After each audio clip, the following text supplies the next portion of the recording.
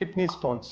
So நம்மளுடைய கிளினிக்ல வந்து பார்த்தீங்கன்னா, கிட்னி ஸ்டோன்ஸ் வந்து பிரத்யேகமான சிகிச்சை குடுத்துட்டு இருக்கோம். அதுல முக்கியமா அறுவை சிகிச்சை இல்லாம, சர்ஜரி இல்லாம நாங்க கிட்னி ஸ்டோன்ஸ கரைச்சிட்டு இருக்கோம். வெளிவும் எடுத்துட்டு இருக்கோம். ஸோ இப்ப வரைக்கும் பார்த்தீங்கன்னா, 3000 கல்லுக்கு மேல நாங்க கிட்னி ஸ்டோன்ஸ் எடுத்துட்டு இருக்கோம். அதுல அதிகப்படியான சைஸ் வந்து பார்த்தீங்கன்னா, 33 சைஸ் எடுத்து ஒரு ஒரு ரெக்கார்ட் ஒண்ணு பண்ணியிருக்கோம்.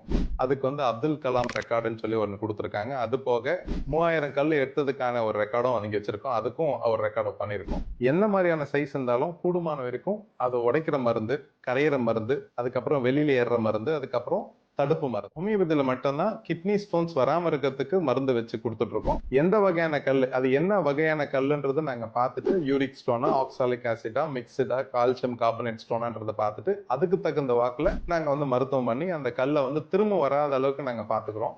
கிட்னி கல் வராம இருக்கிறதுக்கு என்ன பண்ணணுமோ அது நாங்க கூடவே இந்த மருத்துவம் கொடுக்கும்போதே அவங்களுக்கு அதையும் கொடுத்துருவோம்.